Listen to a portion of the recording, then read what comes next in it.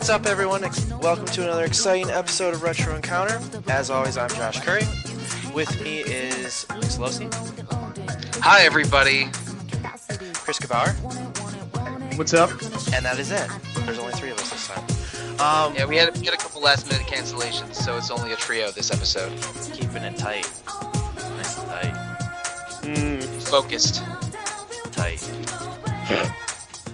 You keep saying it. It's gonna make everyone so comfortable. Makes it so much better every time. Speaking of tight things, we're here to talk about Persona 4. Which, that was a terrible transition. Yes, it was, but it is a perfectly crafted game, so we're gonna talk about that. They have tight mechanics and tight characters, and comes in a tight package because it's on the Vita now. And oh boy, let's. Man, you need a thesaurus. Come on. Anyway, we're here to talk about Persona 4 this week, and it's a game that we would never ever do in a regular multi-part episode, because playing Persona 4 in a month is an unfair demand to anyone, especially adults with jobs and families. Although it'd be a fantastic month. Think of how enjoyable it would that'd be. Everyone would be so happy. But I wouldn't be doing anything other than going to work and playing Persona 4. And that you make that seem like that's a bad thing. And that literally did happen to me the first few months I played Persona 4. But yeah, that's now we're gonna have this in a bonus round episode, just to so we can talk about it without being bonus round. Sure, in a bonus round, just so we aren't having to be married to the idea of playing it for a month. Yeah, so I don't have to hear Mike at the end of it be like, "Oh, Josh, you didn't finish it this time? Do you even know how the game ends?" Yeah. Did you get the secret ending, Josh? Both of them? I do say those things. Every time. Even when I do beat the game. He's got to check. Someone has to. Yeah, I'm just a condescending jerk. But anyway, so Persona 4 came. That game is 8 or 9 years old now. It's been around, and almost everyone an RPG fan has played it. It's a favorite for a lot of staff people. Mm-hmm. But was it? I don't think it was the first Persona game for any of the three of us. Am I right in thinking that? Yes, indeed. It was the first that I played, not the first that I got. It was? Wow. Yeah. So I hadn't realized that. I bought Persona 3, the FAS, all that, because I don't even remember why. I can't remember. It was like, hey, that box looks cool, or I want to say that it was because somebody recommended, or I saw it somewhere. I think it was because I heard Shane Bettenhausen talk about it. And also, the FES version was a budget title. I think it sold at $20. Yeah, yeah. I also did this weird thing back in the day where I'd go to GameStop, and I would look through and be like, those games, there's probably only one of them here. There's probably only ever going to be two that shows up at the store. And I'd buy them just to have those types of games. And so I don't think that was that, though. I think it was Shane that convinced me, because he used to talk about it on one of yours. But yeah.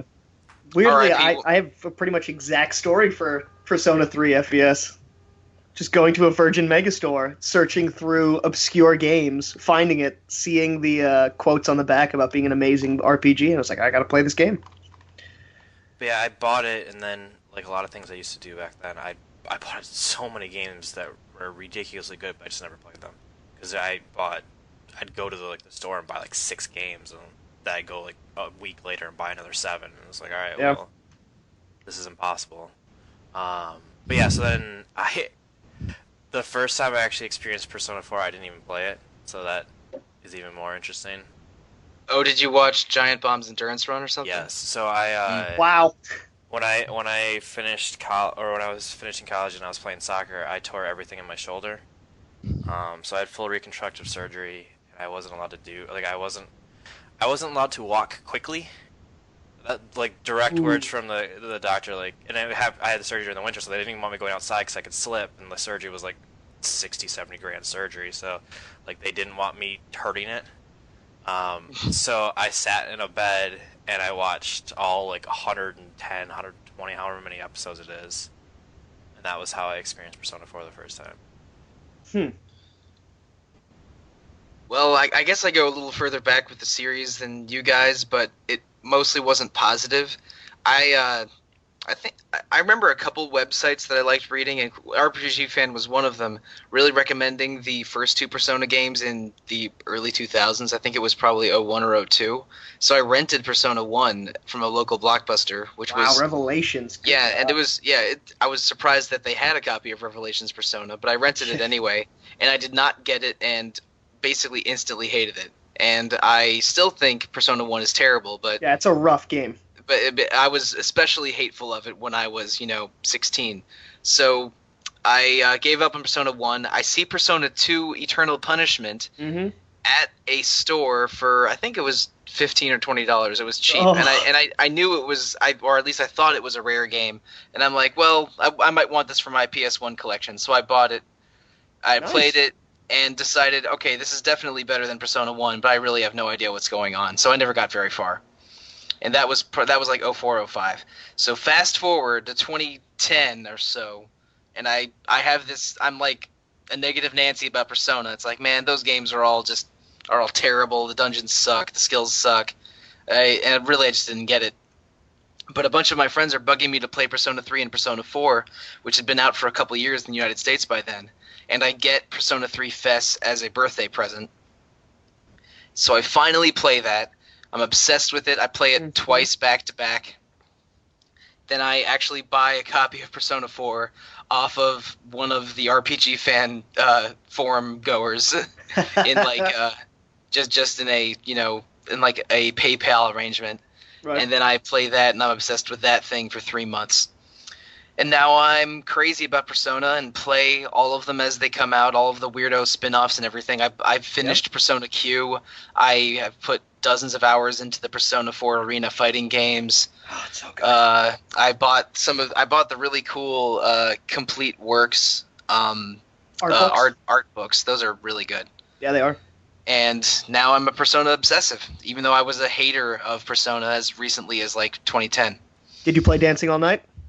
I have not yet. I want that one to go into a price drop first. That's fair. It's fun. I mean, you're going to be a PS Plus free game. I do own a Vita. Ooh, I have almost bought that game a number of times. It's, but it hasn't. I haven't pulled the trigger quite yet. Although I haven't ruled it out. But Persona 5. Oh my God, how hype are we for Persona 5? Oh God, I cannot wait. Oh. That game looks so stylish. The trailer and beautiful is so slick. But I'm UI slightly just terrified stellar. Because if it actually comes out at the same time it is in Japan, and it's 2 weeks away from Final Fantasy 15. Oh, right. Yeah. I'm playing Persona. I'm not touching Final Fantasy. I don't care. Like I would play Persona 5 ahead of that in a heartbeat. I'm interested in both, but I prioritize Persona 5 over Final Fantasy 15. But take a step back and think of yourself as a host of a podcast where you're supposed to play a game every month, and then you have two just behemoths coming out, and think of trying to get people to join you for a podcast then. And you have a kid? Your solution is to not play either of them and just listen to us talk about them. Yeah, pretty much, and cry to yourself. They're not retro enough to be on the podcast. I still have to get people to be willing to come on the podcast with me and talk about whatever we're choosing to talk about at the time. Priorities, Josh. Priorities. It's just going to be a rough month. Okay, well, or at least, September, October will be when those games come out. But, so, yeah, those are our personal histories with Persona in general. Wait, do we even talk about Chris's? Oh, yeah. I was quick. Yeah, he went and got FES at a Virgin Megastore. Oh, yeah. Fell in love. Okay. Fell in love. Played the hell out of it. Love it first and sight. kind of like you, Mike, I immediately went and bought Persona 4. Although, then when I found out Persona 4 Golden was a thing, I held off and waited for that version, then I played it. Persona 4 Golden, I think, was the second Vita game I bought. It was the first for me. I loved Persona 3 so much that when the PSP version came out, I pre-ordered it, and the main hat I wear is that Junpei hat that came with the pre-order. I mean, wow.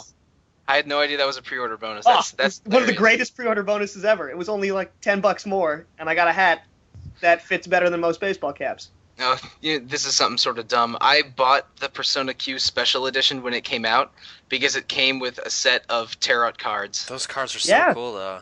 Yeah. I mean, I have the Persona Q tarot cards. Yeah, I've got them for so many different games. Yeah, half of them came with Persona Q, and then then the other half came from Persona 4 Arena Ultimax. Yep. Which I also love. But anyway, maybe we should actually talk about Persona 4 on a Persona 4 podcast. What do you think? Let's start. I do think this all matters, though, because this is a cultural phenomenon, this franchise now. Yeah, it's like Persona 3 and 4 were so popular when they came out, especially 4. Yeah, I'm not willing to admit that 3 was. 3 was in pockets. Well, 3 was in Japan. And it just wasn't as huge. 4 took off with Golden. And that's what I'm saying. 4 wasn't even popular. It was understood by many that it was good, and then it became, like, it just exploded with Golden. Oh, yeah. Yeah. Like, that was why I got a Vita that fall. Yeah. That's the best game on Vita. I mean, it was one of my major motivators to get a Vita. Yeah. I got the Assassin's Creed bundle just so that eventually I could have a solid hard drive for Persona 4 Golden. Nice. Yeah, I'm a chump, so I bought a 64 gig hard drive. Yeah, I got the 32 afterwards because I played far too much of that thing. Oh, I got my Vita as a gift, and I got in the car driving home, and as I was driving, I went on Amazon and bought my 64. Maybe you shouldn't shop for Amazon while you drive, but Amazon makes it so easy. Oh, so almost die. Insert Amazon sponsorship right here. So RPG Fan does often have Amazon links to purchased games on our review pages, but anyway, that's not here nor there. We're here to talk about Persona 4. Allegedly, we're here to talk about Persona 4. Let's do this crazy thing.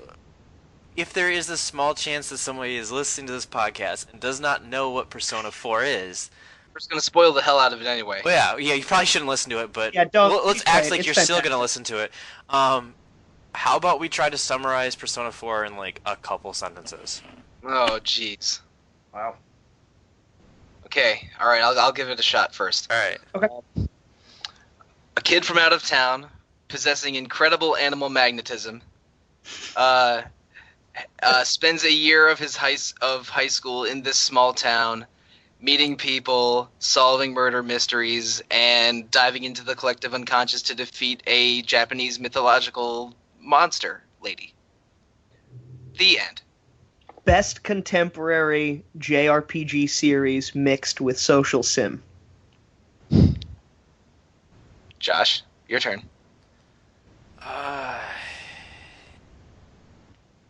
Parents hate kids, so send them off to the small town. Somehow a little kid ends up in TV, dates a pop star, and meets a bear that isn't really a bear. He's a boy. He's actually a boy that's lived in an alternate world his whole life. Yes. Are we sure? Is he more bear than boy or more boy than bear? I don't know. I don't even know if he's anatomically fully a boy. Oh wow! Oh my god! Oh, for the win! Oh, no. Right there. That's the best the show's ever gonna be. Wow. Wow. You're welcome. That's special. Okay. You're welcome. So okay, we have all three of us have wildly different approaches to describing Persona 4 in a couple sentences. Tried to overly simplify and just go with a word. But yeah, both Persona 3 and Persona 4 are interesting because mechanically they're like, dating sim at times and dungeon crawler at other times. But the dating sim elements blend into your character stats for the dungeon running elements, and it's full of crazy mythological beings that are directly imported from the main Shin Megami Tensei games. And from every facet of folklore and religion, spanning the entire globe. Yep, and the Persona 4 in particular, the main character, those folklore characters, the personae or personas, however you want to pluralize it. Yeah, is it personae with like an AE? What? P. I know what you mean. And adding NAE. Yeah, having persona end with AE. Persona. Personae. Oh, whatever. This is dumb. Irrelevant. Keep talking, Mike. Google agrees with you. That's crazy. Yeah, well, I know.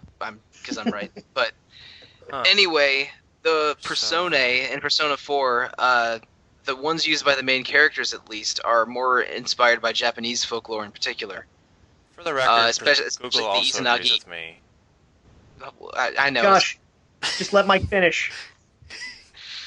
And uses the framework of the Izanagi-Izanami myth as for part of its greater story, and also, which I think is a reference to the very first Megami Tensei game on the NES, which also used Izanagi and Izanami as major characters. So, yeah. Thank you for having that, Paul. I did not know that. But in Persona 4, it's so weird. Like, in Persona 1 and 2, those two games are framed as almost like a cosmic bet between these two beings named Philemon and Nyarlathotep, where basically Philemon believes in like the human's will to survive, and Nyarlathotep believes in total nihilism. Mm-hmm. So Nyarlathotep screws around with the world, and wants people to defeat themselves, while Philemon gives persona powers to a couple kids so they can survive and stop Nyarlathotep's darkness. But Persona 3 and 4 basically abandon that, but still have subtle knowledge, like references to them sometimes. The incident around the school for Persona 3, isn't that related to the incident from Persona 1? Unclear. Or is that okay? No. See, I always assume that there's a connection, even though it's not the direct. It's not the same major event. It's the same research team that eventually moves to another location. No. It's I think it's a different research team, because it's definitely not the Kirijo group in Persona 1. But the way, if you read like some of the background, some of the old documents in Persona 3, the way that Mitsuru's grandfather acts makes him seem like he's being possessed by Nyarlathotep, but it's hard to say exactly. Oh, okay. See, I always thought it was just like there was some scientist from the original research team that eventually inspired the Kirijo group to go investigate these shadow creatures.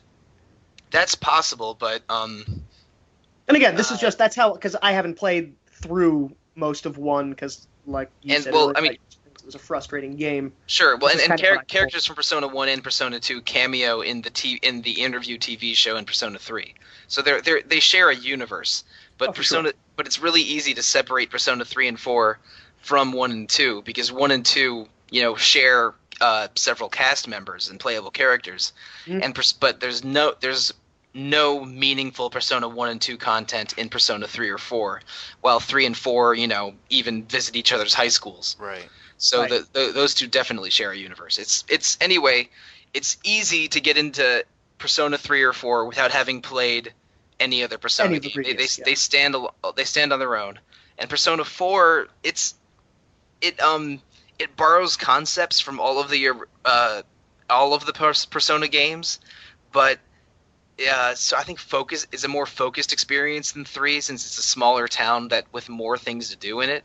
Agreed. And it at least I think it has a really cool approach to the to the sort of good evil conflict that's Philemon and Nyarlathotep in the earlier games, and because this is jumping around a little bit, the game is ostensibly about solving a case of serial murderers and kidnappings that are happening in the small town, but eventually you realize that there was a mystical being that gave persona powers to 3 people, and then just decided to sit back and see what crazy stuff happened.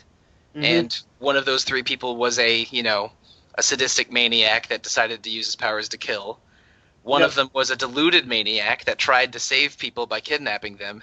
And the third one is your main character, who just tries to save the day and, protect his friends. And, yeah, Persona 4. Yeah. Small Japanese town, some supernatural stuff starts to happen, and the only people that can save the day are a bunch of high school kids. Are you and your friends. Is by going in a TV. Yes, and the way to jump into the other world to, fight shadows and rescue people and use your persona powers is to jump through a television screen. Yes. And you have to fight the repressed version of yourself. Yeah. Yeah. Well, yes. Your shadow, which is a concept from Carl Jung, which means the part of you that exists but you wished it would not. Yeah. That you suppress and hide from the rest of the world. That becomes a massive cornerstone of the whole game, is acceptance of who you are, like coming to, like, in a lot of ways the whole game is a coming of age story. For all the characters that you meet, they have to go through internal struggles to both find acceptance and then also be able to move on and find friendship Mhm. and um, And in a way, it reminds me of Buffy the Vampire Slayer, because you have this group of teenagers that are battling personal demons by literally battling demons. Fighting demons, yeah. Yep. yeah, that's a good point. And And it's great. It's such a fantastic conceit. It's also just a wonderful like. It's one thing to have cool like settings, just to have cool settings. Like we just covered The World Ends with You. I think just being in Tokyo is a cool setting, but ultimately it doesn't. To us, it's a cool exotic setting for sure. It And doesn't very silent. necessarily add anything other than being exotic or cool. The great thing about Persona and setting it in a high school, the coming of age story is like that is one of the most important times of a person is either high school or college. But that's when you're coming of age. That's when you're becoming who you are. That's where you're struggling with That's how when people yeah. perceive you, how you perceive yourself, Mhm. and being happy with who you are. And so, like, I think that one of the great things about Persona 4 is all of the parts of the game they sum up to make sure that that's the main thrust of it, and it does a very good job in a lot of ways. And it's all the little nuances surrounding it that kind of makes it just like that perfect story for that.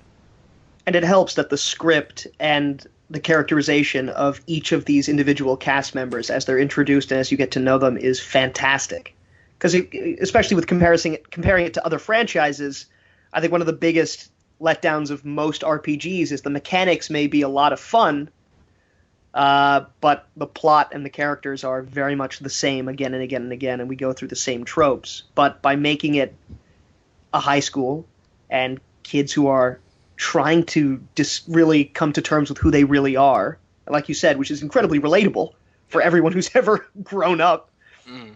And then beyond that, they actually are well-written, dynamic human beings. Yes. And while they're going through their repressed feelings or, you know, their sense of denial of who they really are, their revelations about themselves are actually Revelations kind of, Persona. oh god, but they're actually pretty fantastic and very touching most of the time. So none of these characters feels, you know, phoned in and let's just go with the obvious cliche. They're actually interesting people, and they have sometimes very odd characteristics that really put them in their own category. And I don't just mean Teddie, but like someone like Chie. You know, they in further iterations of the Persona 4 franchise, they make too many jokes about her love for meat and being a carnivore, but you it's can such just a outright quirky say it. thing. Like Persona Q reduces every Persona character Oh, God, to yeah. two or three traits, and it's an embarrassment. And also, Persona 4 Dancing All Night does the exact same thing with Chie, and it's really sad. Goody. It's really sad. For her only. Everyone else, it's actually fine, but yeah, they just stick with that. And All right, yeah, Persona Q ruins like all 18 people in Persona 3 and 4, but yeah, and you were mentioning how good the writing is in Persona 4, and you're absolutely right. Like, it would be easy to have the 8 main characters of Persona 4 basically be lazily constructed anime tropes. But the Because, translation team at Atlas nails it. Yeah, they do. But and it would be like it can be interpreted as such, but because there's so much dialogue in this game, I mean, even when you're not on a main story thread, you spend a lot of your dating sim calendar days just hanging out with your friends and forming these social links. Oh, we should talk about social links. There's a ton of dialogue in Persona 4.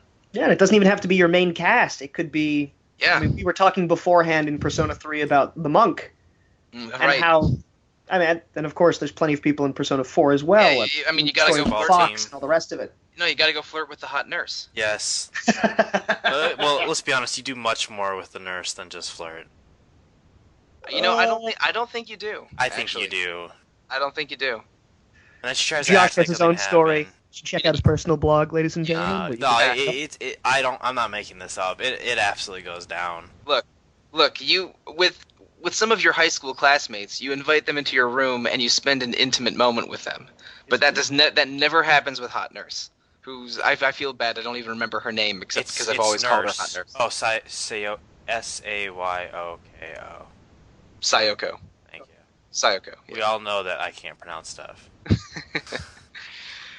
But yeah, anyway, I mean, there's a bunch of richly detailed, interesting characters in Persona 4, and there's a ton of dialogue in the game. But the writing is so good, and these characters all go to such interesting places arc-wise that it's a treat, learning about all of them. And I mean, that's part of why I'm so excited for Persona 5, even though we only really have seen the 9 main characters of it in portrait form. Yeah, we just have visual. That's it. Yeah, well, I mean, we know all 9 now because we have some key cover art, and we have the names for 8 of them. But we haven't gotten to know them yet, and yeah, that's true. But like, I cannot wait to get to know them exactly. because I know that the Persona team is just like they're just aces at writing these characters. So yeah, man, Persona 4 is a hell of a cast. Okay, so back to the nurse.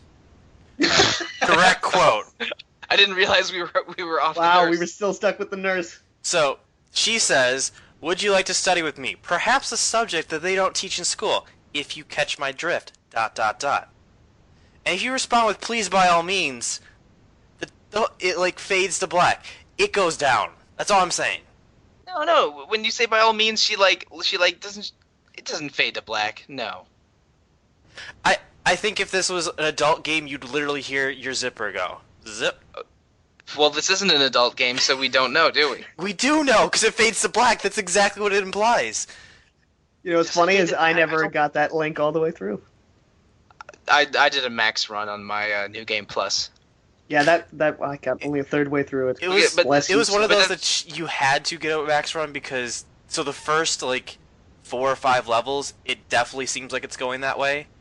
Then there's like you reach a point and you're like, "Yep, a hitch in the road." Pretty confident it just happened." And then you show up the next week. I don't think it happened. And nothing is never talked about ever again. Then she's like, "All right, well, I'm gonna leave."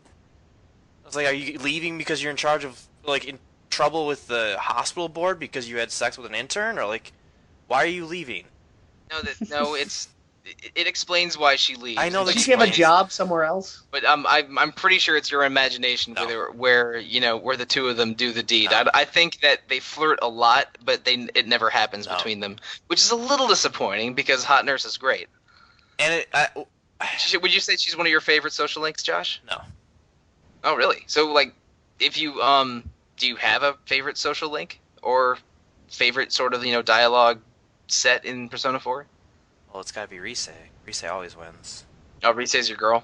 Yeah. Rise is clearly his girl. I felt guilty having sex with the nurse when I was flirting with Rise. Sure. Because I don't think you actually have sex with her. And also the fox. The fox. I do love the Fox social link. I loved Kanji's as well. I think the whole story with Kanji is pretty fantastic, going from his shadow dungeon all the way through. How they deal with this kind of idea of sexuality and your interests, and how most people regard them as, really just as being gay. I mean, they never really come out and say it in the game. They're much more creative, but the perception of being effeminate for what you enjoy and what you like, whereas, and the whole how he plays with how everyone thinks that he likes Naoto. Originally, because it's a boy.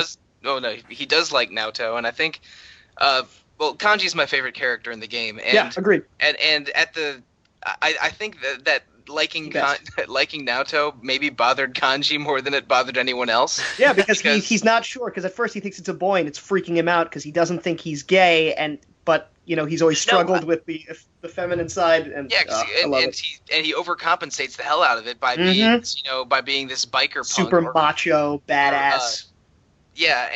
But internally he's not sure if he's straight or gay, and that's tearing him apart. So when the team when Kanji gets kidnapped and the team has to go rescue him, his dungeon is a steamy bathhouse full of muscular semi-nude dudes, and Kanji's shadow is extremely effeminate. Yeah, to say the very least. And hitting on everyone. And also, I think part of it is that Kanji always got along better with dudes than with girls because girls were, cruel to him as a elementary school and middle schooler, making fun of him for, being better at making dolls clothes. Knitting and dolls, yeah. Yeah. And because, high school girls are terrible and cruel in that way. But with dudes, he could punch them and they could settle differences with their fists. But so it just made more sense to him, and he's not the swiftest guy, so exactly, and pick him apart. And I don't think Kanji's gay. I mean, Persona 4 sort of defaults to heteronormativity for most of its storylines. No, but the fact that they even deal with that insecurity and is fantastic. He's worried that he might be gay because of his habits and his preferences for hanging out with guys, and that he likes Naoto, who he initially thinks is a guy. It's really just a perfect storm of inner am I or am I not gay turmoil for Kanji, but in a way that it doesn't feel like a punchline. It feels like it's written in a thoughtful, sensitive way that makes Kanji likable and his struggle really interesting. And when he accepts his shadow, he joins your team and has a giant lightning titan thing that he can summon. But in his social link afterwards, he accepts another part of himself and starts making arts and crafts for kids you embolden him to be okay with these his personal loves. Exactly, and it's awesome. Like Kanji's whole arc.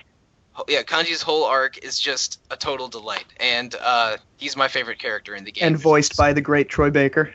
Yeah, and even when his voice actor changes to Matthew Mercer in some of the later still does a great job. He does a great job, and you can hardly tell. Mm-hmm. I just thought about this. I'm changing my answer from Risei. Oh, to Kanji? No. Yeah. To Nanako. Oh. All right.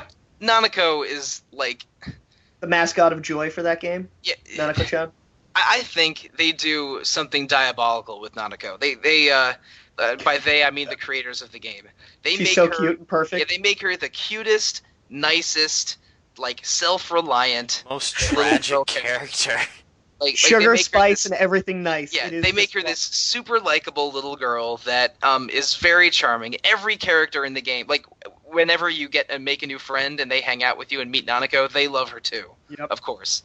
And but then they sort of rip it all away when she becomes the kidnapping victim. I think in October or November. Because by the way, the game starts listeners probably know this, but the game starts in April and then ends on Christmas Day, and then has its final scene fast forwarding to the last day of school in March. So yeah, like April to December is basically the story of most of the game, and Nanako is kidnapped, I think, in November, maybe late October, and when she gets kidnapped is around the same time you realize who the kidnapper is. And like as a player, when that happened, I'm like, oh no, they didn't. Yep. And I just I immediately dove into the TV after that guy, with remarkable amount of self-righteous rage to rescue a digital little sister. It's not even like your digital sister; it is your sister.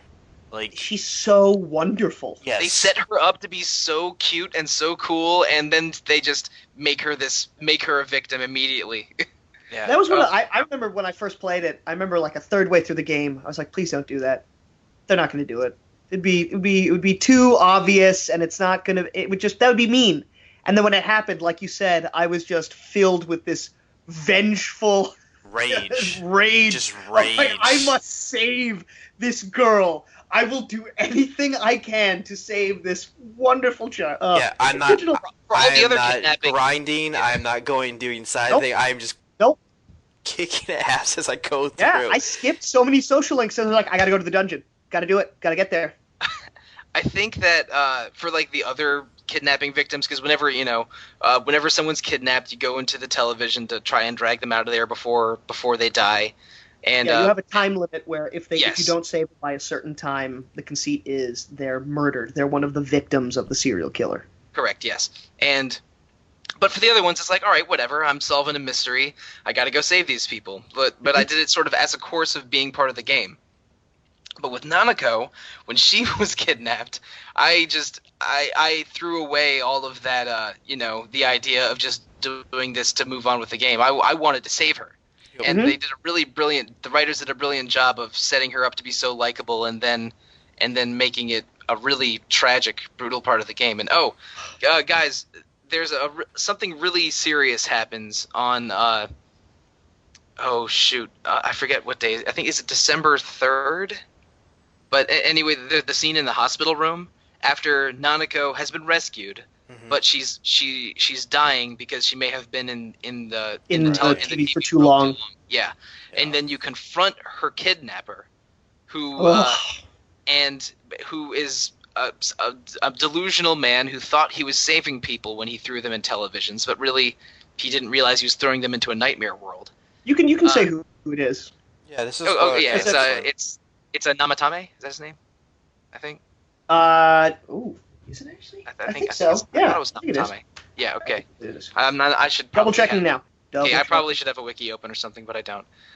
So like Namatame, who is shaken and not making much sense. Like there's a scene where you confront him. I also want to know what day that is. So can you look up like the day of Namatame in the hospital? Yep, doing it now. It's in the first week of December, I think. But anyway, when that happens, there's a very specific dialogue sequence, and yes, and I actually I was warned of this ahead of time to look up what to say during that sequence, because if you get one thing wrong, then the game ends in a bad ending and it's over. Yep. But if you do it just right, which basically entails like Yosuke and Kanji are suggesting, hey, let's throw this guy in the TV and he'll disappear and die and it'll all be over. But you the main character has to say, hey, wait, hold on a second. I think there's something more to this. And if you say all the right things, then you basically talk your friends into not killing Namatame and continuing the investigation, eventually learning that the killer of the first two victims who tricked Namatame into kidnapping all these other people is Adachi, the main character's uncle's detective partner. The fumbling idiot. Who we all should have known because his social link is the devil. No, the devil is the nurse. No, it's not. No, the devil's the nurse. Is he the Joker? Which again, that's where you had sex with her because she's the devil on your shoulder telling you to do stuff you're not supposed to do. So are you saying you're saying you have sex with the businessman in Persona 3 as well? Probably. Ugh, no. All right. Well, anyway, Namatame's social link is hunger, which I think is lust in the Japanese version, and it's like an alternate, like reverse version of the strength social link, which it's not easy to explain. But anyway, he's only a social link in Golden and not the original Persona 4. Yeah. And also, he has the same voice actor as the main character, which is also true in Persona 3. The weird kid that eventually becomes Nyx's avatar has the same voice actor as the main character. So yeah, just be warned. If someone has the same voice actor as the main character, they probably turn evil. So anyhow, you discover Adachi's the killer, and then you get the real ending by defeating Adachi. Which I didn't even know there wasn't. Like, I just kind of stumbled my way through that. I don't know. Because I got lucky. Oh, with the questioning? Yeah, the conversations. I knew, kind of like what Mike said, I knew that it had to be answered in a certain way to get the right ending, but I did stumble through and got lucky, I guess. Although afterwards, I read off of back. I read the right answers off of a website so I wouldn't screw it up. I also went back immediately afterwards and was like, what if I got that wrong? And then when I saw that ending, I do have to say, though, if you get the quote-unquote bad ending for not going through the question chain correctly, I think the game does a pretty good job with how that ending goes to be like, I'm missing something. I need to go back. Plus, Nanako dies in that ending, which is just, very just a sudden. gut punch. Yeah. It is very sudden, and it feels so off that I think most people, if they got that ending, knew that there was more to be done. Plus, there's always secret endings in Persona. Yeah. There's a similar bad ending thing in Persona 3, but basically, but for that it's really telegraphed. It's like, yeah, I'm gonna choose to give up and let the bad guy win, instead of no, I'm gonna fight to the very end. Isn't like there in 3 though? There's a conversation at the very like, beginning of the game that affects see you it guys too. soon, right? No. It's just it's in early December, and then you make that call. You make the choice on New Year's Eve in Persona 3. I thought there was something at the beginning as well. Okay. There's a lot of weird dialogue stuff at the beginning of Persona 3, but I don't think it affects the story or the ending in any way. Okay. So yeah, but anyway, we're not talking about that, are we? We're we're talking about whatever we want. Well, actually, I guess what was interesting to me about, you said you played regular Persona 4 before Golden, right, Mike? Correct. So in Persona 4 Golden, you have Marie and you have her dungeon at the end. Yeah, also, I mean, Persona 4 Golden, you play through January and February as well. Yeah. But in Persona 4 regular, you stop at Christmas Day and then go to the ending. But Persona 4 Golden, they add a bunch of story stuff in 2 whole months. So when you played Persona 4, did you get the Elizabeth dungeon? Elizabeth's dungeon? Yeah. That's also in the original, correct? No. Or is that also only That's in only Golden? You mean the forest? Yes. Yeah, that's only in Golden. Yeah. Really? I didn't realize that. And Marie is not in the original Persona 4. And I think we mentioned Adachi's not a social link in original Persona 4. No. And yeah, you're right. Yeah, then they change a couple quests around. Like the Fox quest is a lot easier in Persona 4 because they make you go fishing in the ocean in Persona 4 Golden. You can't go and watch movies or get coffee in Persona 4 regular. Persona 4 Golden has a lot of meaningful changes that are really, really cool. Like if you have a choice, if there's small tweaks, they're still just exceptionally better. Yeah, unlike the difference between Persona 3 Portable and Persona 3 FES, like FES has some content that's not in Portable, and the models all look better, and there's more to do in combat in FES sometimes. But Portable has a lot of good changes too, like you can control your characters, and there's more side quests. So for Persona 3, it's debatable which is the best, most complete version. For Persona 4, it isn't. Golden is the one you want. Yeah, I think when I brought up, I started questioning, like, I want to go back and finish 3 finally. Should I play Fez or should I play the PSP? Like, that is the most, like, arguments I have seen arise out of people, like, adamant about one or the other because of this or that, and it's kind of crazy, but that for sure doesn't pop up in Persona 4. It's like Golden. No, super it's easy. just Golden. Just go do Golden. It looks better. It has so much more content. It doesn't cut anything. Yeah. The one if you're crazy about voice actors, they changed the voice actors for Chie and Teddie. Yeah, which Chie is just not the same. But they still have Troy Baker though. They didn't change Troy Baker's stuff until Chie's voice actor retired. Yeah. So that kind of makes it difficult. And I think they changed some other voice acting stuff. There's one really serious conversation in the game where it's actually with Namatame, but not on the day that you argue about it. Yeah, it's a few days after that when you're questioning him. In Persona 4 Golden, they couldn't get his original voice actor back, so he changes voice actors mid-conversation to reflect a new line of dialogue that's about when he was I think he's talking about the concert that's only in Persona 4 Golden, but he changes voice actors like, and that's how I know it was you, and then I saw you at the concert last fall, and yes, I'm sorry. It's really jarring when it happens, but it's I got a laugh out of it. But by then I had played the game like 3 times, so I'm noticing really silly things. Yeah, and I was gonna say that about Chie is the voice actor does a fine job. It's just everybody gets so attached to the characters from their first time through, and so when it switches into Golden, it's just not your Chie anymore. But I think she still sounds fantastic.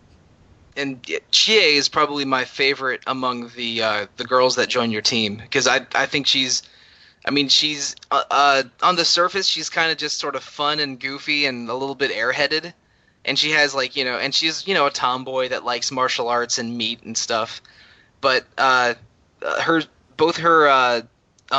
scenes with Yukiko in Yukiko's dungeon where she's doesn't really believe in her femininity, and she, Right. acts like Yukiko's protector in a way to, feel like Yukiko needs her, and where Mhm. Yukiko is beautiful and popular. Like that felt like a real relationship between two high school girls to me. Yeah. And it I thought Chie was a really well written character, and she's I like and Chie a she lot. and she's adorable in her Yeah. in her social link too. Yeah, I like She's fun. She's spunky. She's goofy. She's great. while Yeah. Yukiko on the other end Yeah, is she is not at unfortunately all. the weak link of the main cast. Yes. Like I like the idea of Yukiko, this really beautiful popular girl that doesn't really get that doesn't really go on dates and doesn't really understand that dudes are hitting on her, Or have And- any kind of but- social life other than her best Yeah. friend. and her hotel part-time Yeah. job. But when you finally get to know her, she just laughs at dumb puns and is a very nice person and a good friend. But she's not nearly as interesting as Chie, Rise, or Naoto. But to the credit of Persona 4, I mean, every game has to have at some point have their character that's not as good as everybody else. Traditionally in those games, though, you usually hate those characters. Yeah, like I hate Ken in Persona 3. To hell with that guy. But Persona 4, I think, does such a good job that you still, at the end of the day, you care about Yukiko. And she's still enjoyable to have around. She's just not as good as the other ones. I agree. And that's the nice thing is when you're playing an RPG that's this long. I mean, Teddie can get annoying with his bear jokes, and sometimes they're funny, sometimes they're not. But like, there's little quirks of the characters, but at all times you're never disappointed when you're like, all right, well, I'm stuck with them for a day, or I have to hear this person's backstory. Each of them has this unique kind of twist, their personality and what they're going through, and all of them are interesting enough that you never have like this lull that you don't want to be experiencing a certain amount of content. Yeah, I mean, they're all interesting and well written, and have have their own, and their sort of their dark sides or their shadows are interesting twists on what could be considered tropey characters. Sure. But yeah, the cast of Persona 4 is awesome. Yes. Yeah, and to say again that Yukiko is perhaps the weakest, that, and of course that's just my opinion, and it sounds like you guys kind of agree. It's That doesn't mean that she's Eh, horribly written.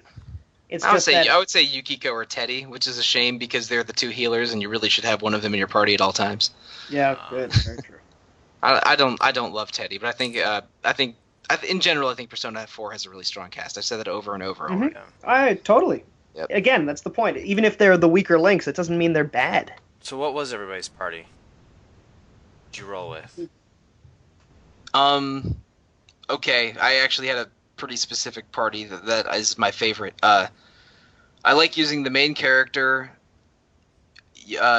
Chie, Yukiko, and Kanji. But that's for bosses. That was wow. For regular battles, I switch out Kanji for Naoto. Okay. Damn. Mm-hmm. Okay, that's What do borderline identical. My main party was Hiro, Chie, Kanji, and Yukiko for healing, and I would swap in Naoto for Chie, not for Kanji sometimes. Because Kanji actually is not a great character on his own. He has a lot of he has a bunch of physical moves, but no Yeah. multi-targeting stuff, and he has a lot of magic, but low magic stats. But he has Mataru Kaja, which is like a really, really good support spell that you want in every boss fight. I used the original 4 the whole time. Like at no times did I bring anybody else in. Really? Yep. Whole game. I think once you get Kanji or Teddie or whatnot, like I put them in once. And like, alright, well, that's cool. I took them out immediately. Okay, and so basically like similar to Chris or Mai's party, but or my party, but with Yosuke instead of Kanji. Right. Yeah, and I tested out Kanji and Teddie and I guess Naoto. By the time I got to Naoto, it was already so late in the game or whatever. But yeah, I just they worked fine. They're fine characters, and I'm sure I would have figured out ways to use them. But I had such a well-rounded party by that point that I knew how everything worked, and it was just kind of it rolled well. Unlike you guys, I never was. Kanji's just okay to me. Like I like his story. I think Kanji is really good for boss fights because he has good single target attacks and he has Mataru Kaja. Great, but yeah, buff spells. So I'm more going along the lines of I am that main character. Who do I want to hang out with? Okay. Oh, Yosuke's my boy. Sure. Right. Mm-hmm. Chie was like my cute sisterly friend, and then Yukiko has to come because Chie is coming.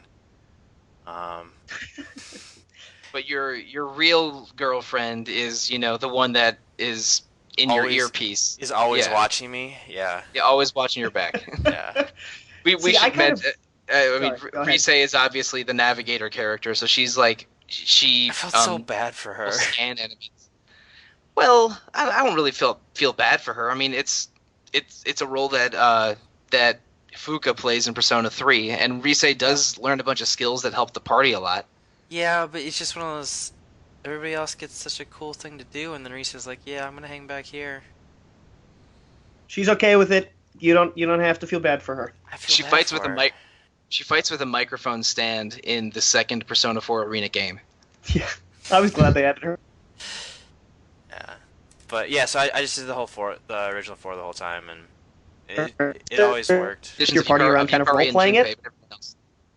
Sorry, that's no. I was just saying for how you said that you chose your party based on who you wanted to hang out with. Yeah. And that's the exact same reason why I put Kanji in. Yeah. Is that after learning his story, I was like, I feel like this is a dude I would like to hang out with and get to know better. Yeah. And his whole the whole macho bravado, the one way it really comes through for me is like that idea of I would protect anyone I care about. Like, yeah, of course I'd have him in the party. Yeah. Like I would die for anyone. Yeah. No, I'm basically a robot because I chose characters based on effectiveness in battle. Because like Yukiko's the best magic user, Chie's the best regular attacker, Yep. Kanji's good in boss fights, Naoto's amazing in regular dungeons. And I would switch in Yosuke sometimes, usually for Chie, to keep his levels up, and I would switch out Teddie and Yukiko to keep Teddie's levels up. But my main party was Chie, Yukiko, and then Kanji for boss fights. Well, that's the other issue I always have, though, and everybody who's ever listened to a podcast where I have to level a character, I power level everything. So by the time I could replace any of the characters, it's like, well, Yosuke's a baller.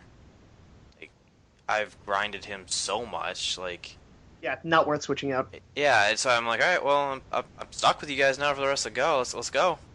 And, we haven't talked much about Yosuke on this podcast. Yeah, Brosuke. Mm-hmm. Brosko. Brosuke's before Hosuke's. He still can't ride a bike, at least.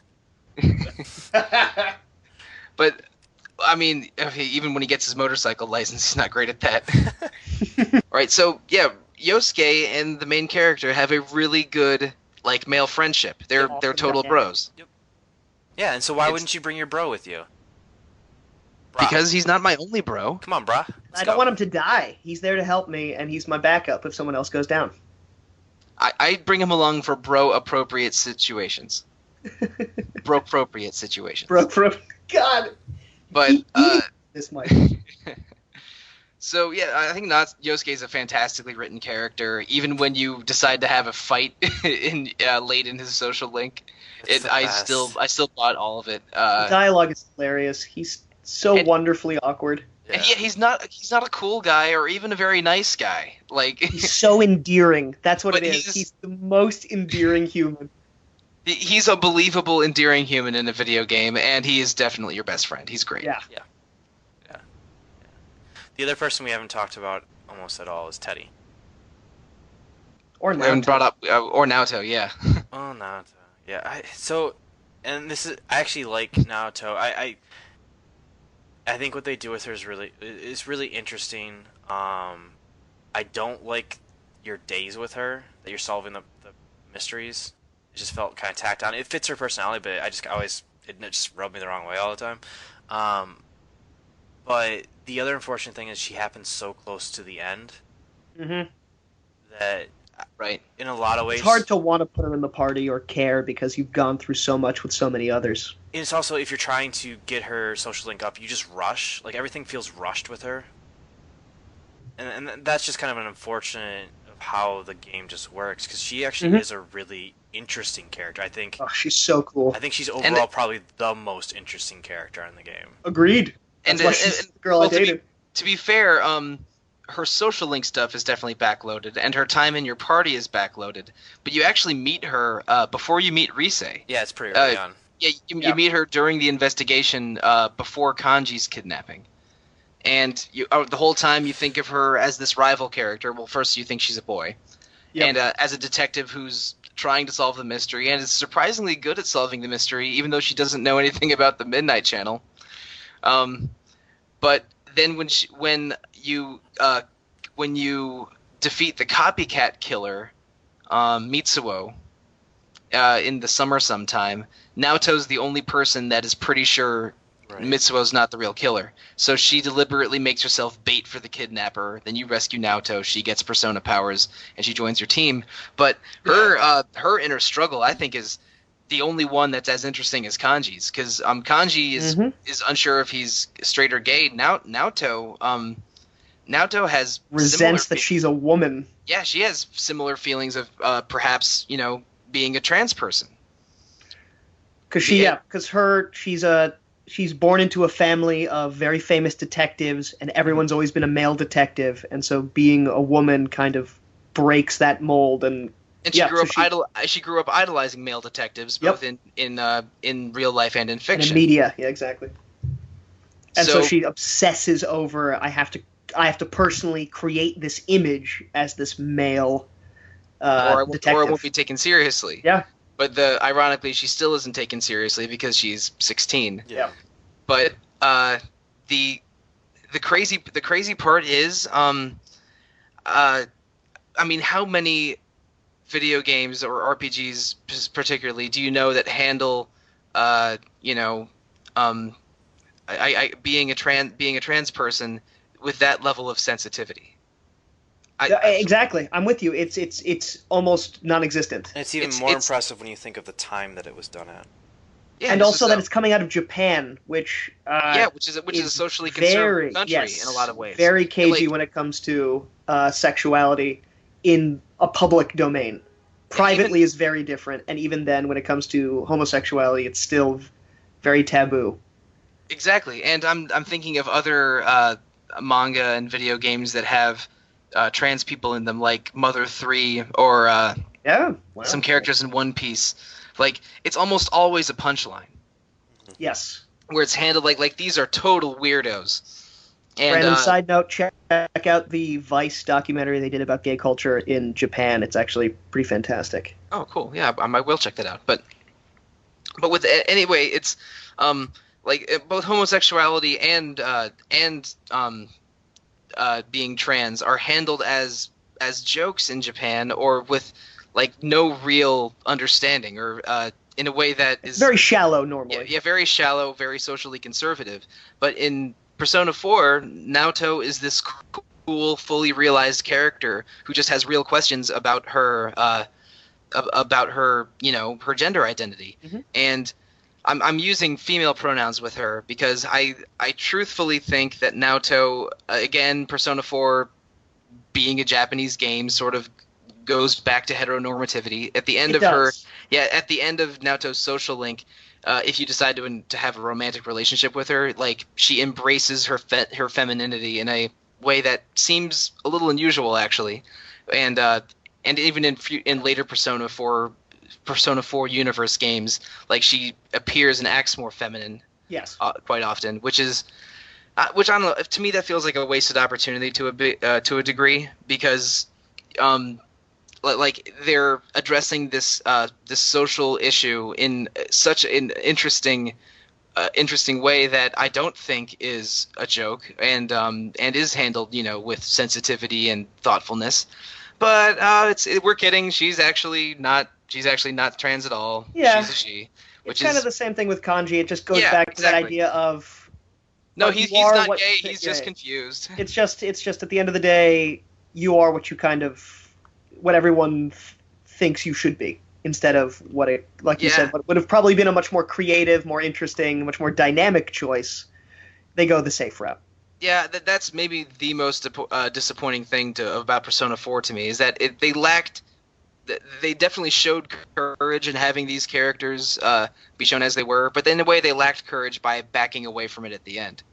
Which is, but I don't think that diminishes Kanji or Naoto as characters. They're No. both really good characters, but I think that they didn't go the extra step for them to be real, trailblazers in RPG characters. But that's what's interesting also about Persona 4 versus Persona 3 to me, and why Persona 3 still holds a very different special place in my heart, is that game just from start to finish feels darker and edgier and a little bit more apocalyptic.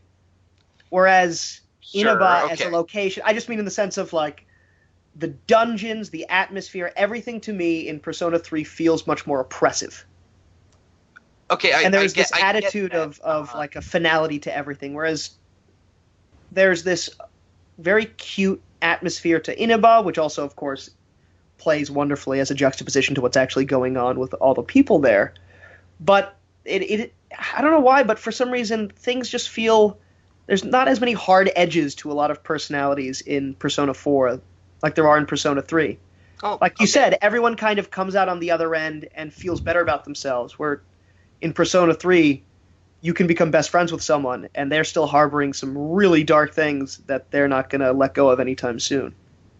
Right, and well, one person does die in an alley Exactly. in Persona 3.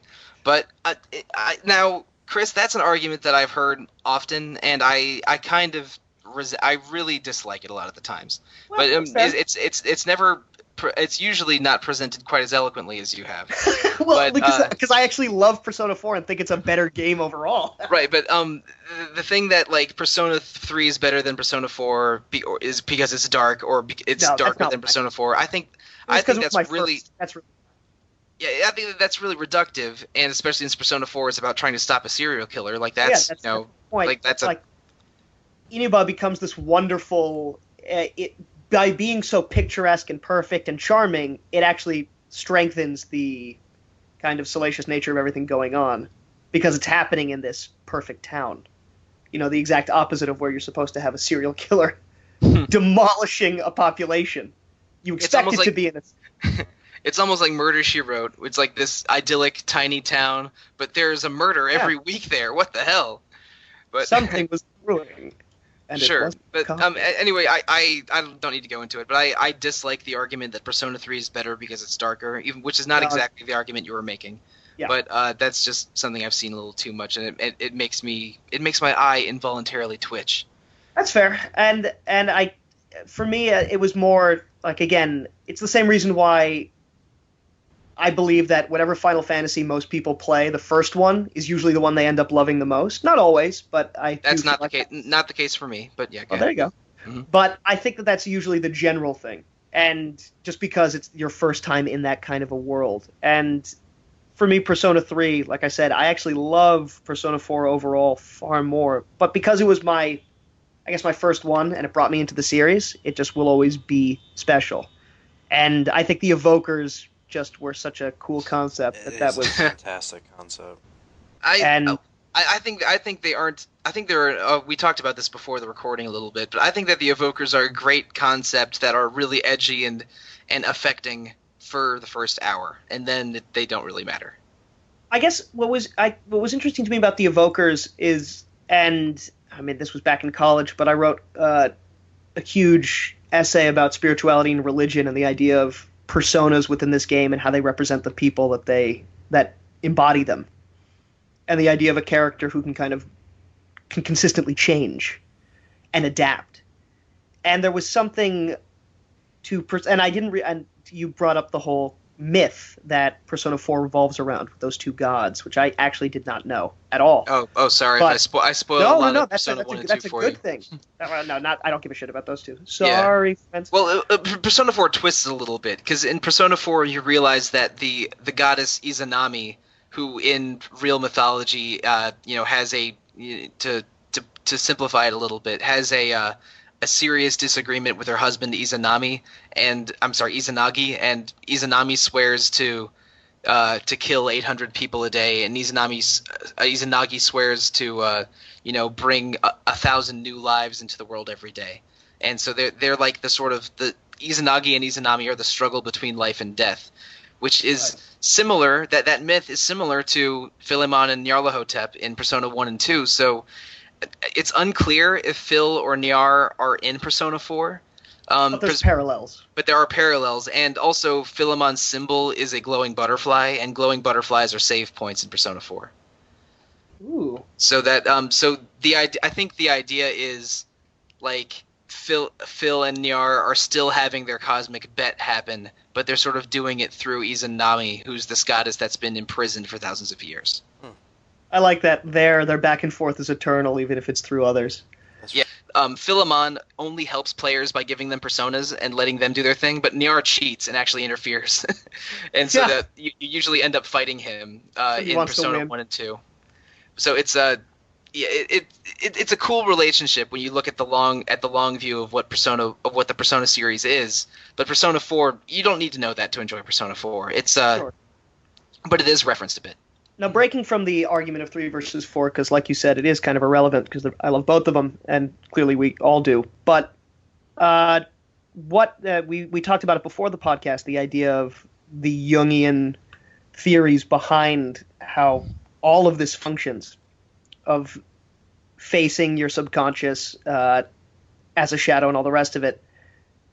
Was that just clearly obvious to you from the get-go? Was that something, I'm sure it was. You guys are smart people, but the Jungian concept of the shadow was clear to me in the beginning, because that's just a concept in psychology and maybe to a lesser degree metaphysics. But like the definition of it is, your shadow is something that is a part of you that you wish did not exist but is there. And I have visited psychiatrists for personal issues in the past, and confronting your shadow is a concept that you approach in real psychoanalysis. So, but they had in Persona 4 they have that Jungian concept of the shadow and actually manifest. Yes. And you actually fight it. And when you fight it, like there's even imagery in there, like Yukiko's shadow. Her dungeon is a princess castle, and her shadow acts like a princess and wishes she could be whisked away. And that's because Yukiko, everyone expects her to take over the inn, and she's burdened by that expectation. And part of her wishes deep down that she could just run away from it all. Run away from it all. Yeah, exactly. So.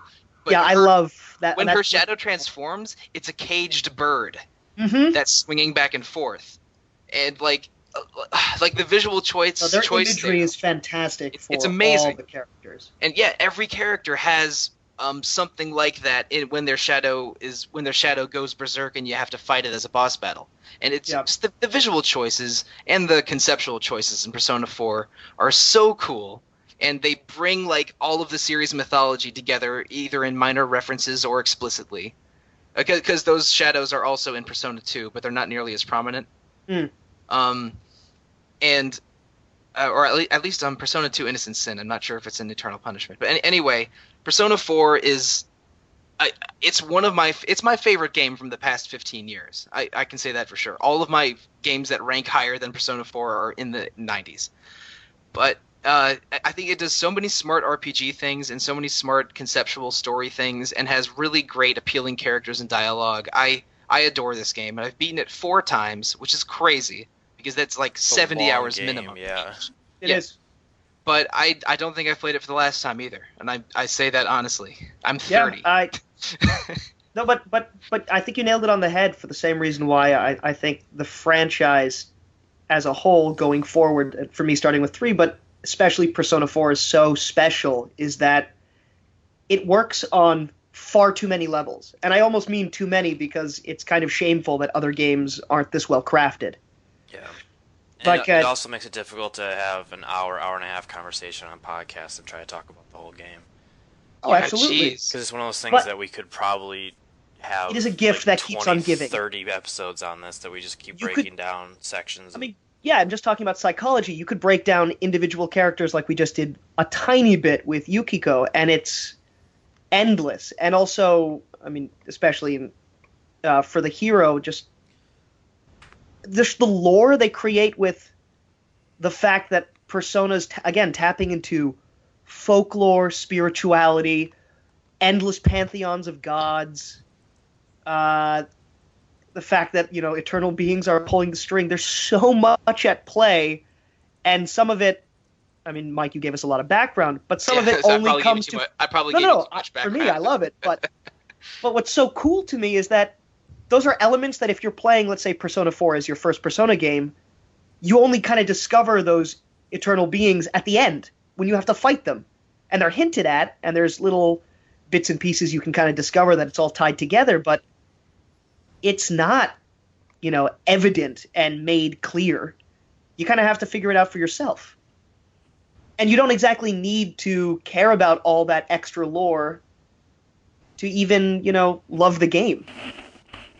And a lot of the analysis that we're doing here, like you alluded to, extracurricular. It's hidden a little bit, or it's a visual element or something that's not thrown in front of your face necessarily. There's a lot to this game that isn't necessarily written on the page. It's environmental, and it's by choice you discover it. Yeah, and I'm a no-lifer that breaks down this game as much as I can to better understand it and enjoy it, because that's how my mind works. But it's great to enjoy as an RPG with great characters and dialogue, or an RPG with these fascinating psychological study in its characters. Man, there's a lot to love about Persona. Yeah, it's just again, I think it is really one of the most perfectly crafted RPGs. It's just fantastic on every level, story, gameplay. It's amazing how many other franchises are now trying to ape, having a social sim element or something else, because Persona did it so well. Or throwing in an idol girl character. Yeah, exactly. Because everyone knows that, and again, like we talked about before, it really exploded with Golden, especially in North America, but it was so evident how much everyone thinks that this game is just top-notch stellar, that everyone else is like, we got to do what they did. Well, Golden... We got to be like... Golden kind of emerged at a very interesting time, because Final Fantasy came on the market a long time ago, and it seemed like for the longest time everybody was trying to copy what they could from whatever Final Fantasy was working on. And then we basically rolled it to 13, and that was kind of a interesting time, I guess. That we'll phrase it that way for the 3 games of 13. And I think there was this kind of this space that somebody could fill that could be the new kind of spiritual leader of the genre. And I think because of the popularity that Persona gained, I think it kind of filled that. And you see a lot of people aping their kind of ideas because of that, which becomes very interesting.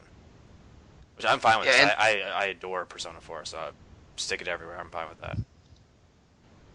Yeah, I mean, every Persona game is basically set in a, nominally real-world Japan, in a town where where really strange things start to happen. In a town. And, yeah. Mystery. One kid and his friends. A small town in Japan. 8 kids. The only key. My God, what are they doing? Did he just go on a TV? Why did he shoot himself in the head? Why did that dog summon a giant dog? Why are these 2 boys walking down the street with samurai swords?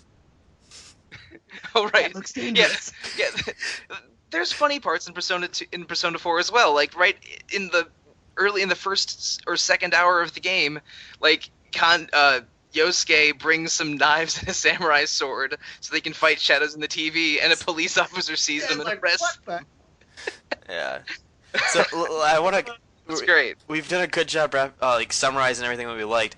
I actually want to end exactly on that type of note. I want to hear what everybody's favorite personal moment of the game is, whether it's something funny, something serious. We've done a lot of serious stuff, so why don't we kind of skew a little bit towards the funny? But whatever your personal favorite moment is, let's go. Why don't we have you start, Mike? Oh man, putting me on the spot. Okay, my favorite moment of Persona 4. I remember there's one scene in Summer where Yosuke asks Chie and the main character to work with him at Junes for a week. Yosuke's dad is the manager of a department store and called Junes. Yeah, and he works there part time as well. And so there's this montage of Yu Chie and Yosuke and Teddie working in the store, but Teddie has to be in his sweaty bear costume. So there's a montage of everyone working, and Teddy is getting increasingly sweaty and uncomfortable trying to do his mascot dance, and by the 5th day he's like ready to pass out, and he ends up just jumping out. I think he ends up like jumping naked out of his costume or something crazy. But that was just a great moment of just visual comedy, seeing him get increasingly uncomfortable there. It was Why he was barely dressed. Boom. End the episode. Yeah. Mic drop. What up? I'm on the floor. I've been dropped. Oh wow, wasn't funny to do. All right, Chris, Fantastic. what about you? I can't remember what time of year it is because I haven't played in a while, but I believe it's the summer festival. Is that when that is? Yeah, that's fantastic. I think I know where you're going with this. Yeah, well, just in general, I think that the whole sequence is fantastic. It's a great moment with a lot of the characters where you've gotten to know them for a while, and they finally just... It's this wonderful break from everything you've been doing, and you can kind of just have fun and play mini games and, enjoy a festival. Really, it's that simple. It's just like a fairgrounds. And that whole sequence is wonderful. Really, I think my favorite moment, though, was when you confront Adachi. And he explains why he did what he did. Because he goes from this bumbling fool to becoming a pure-blooded psychopath. And while the game has moments of that there might be something a little off with him, that monologue is just... I'm not going to say it's out of left field because you kind of know it's coming, Chilling. but it is, it's blood-curdling. So that to me, I think, would be the standout moment from the game. Because... He has a really creepy facial expression in his portrait they have. In his portrait when he's saying this, when he's explaining why he did it, it makes your skin crawl, dude. It really is. It's a weird thing, and it's just like, oh, it's for the laughs, and you're like, what are you talking about? Yeah. Oh, that blew my mind. It's like we did all this because a psychopath just thought it would be fun. It's almost like the ending of The Usual Suspects, where the character who's this bumbling cripple is leaving the police station, and slowly his legs straighten and he starts moving with confidence. Whips out his hand and lights a cigarette. His character transforms in front of your eyes from a fool to a master manipulator, and it's a cool moment. Yeah. Yep. So Kobayashi.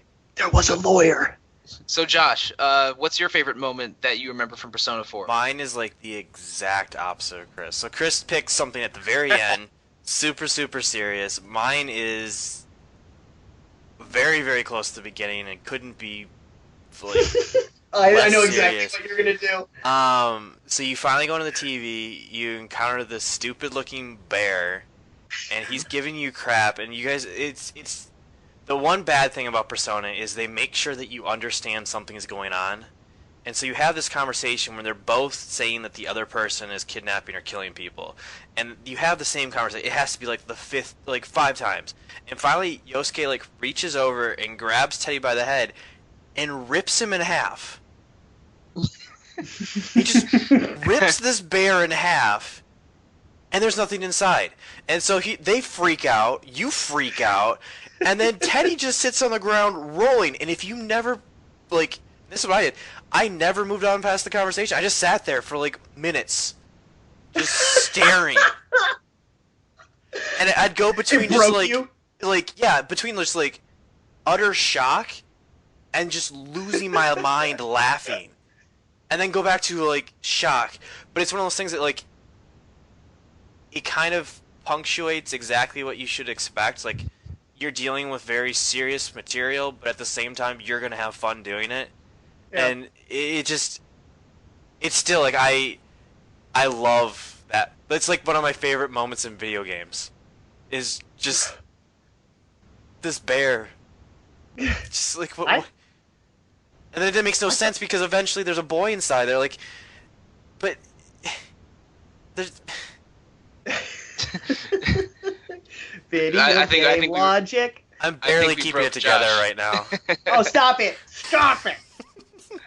You are enjoying this way too much. This is getting embarrassing. God.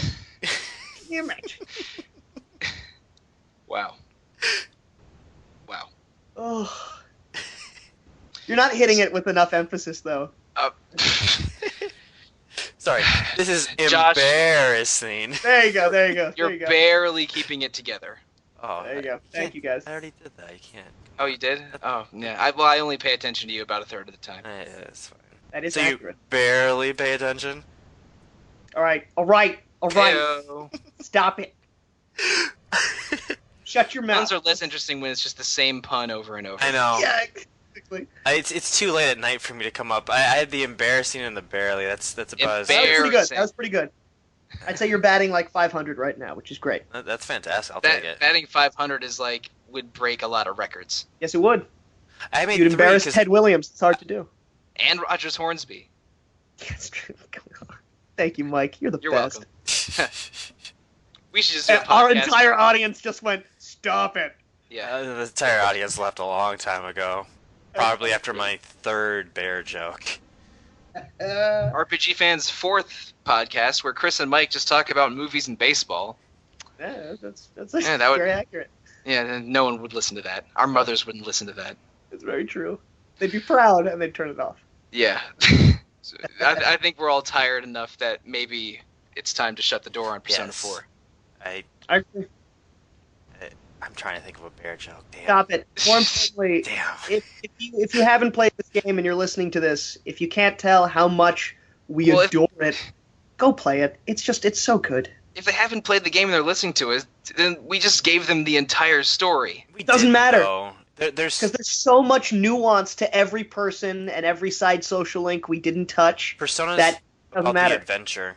It really is. Well, we told them who the killer was, and who the puppet master was, and the secret behind every main character. Not everybody. We didn't talk about Teddie. We just know that Teddie doesn't exist inside the bear costume at points. Well, Your I guess not, but man, Persona 4 is a hell of an RPG. Yes, it is. Yes, it is. Yeah. Absolutely is. My personal favorite RPG of all time, and one of my favorite games of all time. That's So- definitely one of my favorites. And I think It's that's kind of a collective opinion, both obviously of this podcast, but I think also of our website, RPG. And of the games community as a whole. Yeah. Like everyone who plays it, it's almost like VR. It's like everyone who plays it is a believer. Yeah, It's the greatest thing. It's a treat. I- It's better than I would- VR. I would play Persona 4 in VR. Oh my god. You need smell vision Oh so my you God. can Oh, feel how freaking- nasty it is to be in the bear costume. You can smell Chie and Yukiko's terrible cooking. I think of that the anime episode where he tries to help everybody and he goes in the bear costume and he's running around. I've only watched parts of the Persona 4 anime. I have not seen that. I've watched both of them. They're really good too. Are they actually? Yeah, they're actually legitimately really good. All right, now I'm gonna watch them. I did see the episode where they go to the town from Persona 3. Yeah. And the main character has, his 3 girlfriend candidates all over him. Yep. Yeah. They're expertly done. There's a lot of humor there that you get once you've played the games. Like they definitely play that up, but it's really good. But I mean, what's So- the universe? So wait, hey Josh, if I'm ready to go to bed, dude. We're recording late at night, and how can listeners reach us if they want to do so? wow, now you're putting me on the spot. No, Or want me to say it? No, it's fine. If obviously I'm sure we have touched on a couple things that you also associate with Persona 4, but I'm sure there's plenty other things that kind of. Oh wow, it is late. Okay, so you too can get part of the conversation of Persona 4 if you send us an email at retro@rpgfan, or more importantly, since we're not going to be doing a second episode, I'd still love your emails, but it'd be probably better for you guys to go on the boards since we're not going to be able to read this for a second episode. So please go to the boards at rpgfan.com/boards/forums. And you can harass Josh on Twitter at jdcurry. Wow, you really want this to be over. You're rushing through this. Yes. Yeah, please go to Twitter. Please follow me. Please send me messages. You can harass me there. That's fine. I'll harass you back. Hey Chris, what's your Twitter? At Chris Gebauer.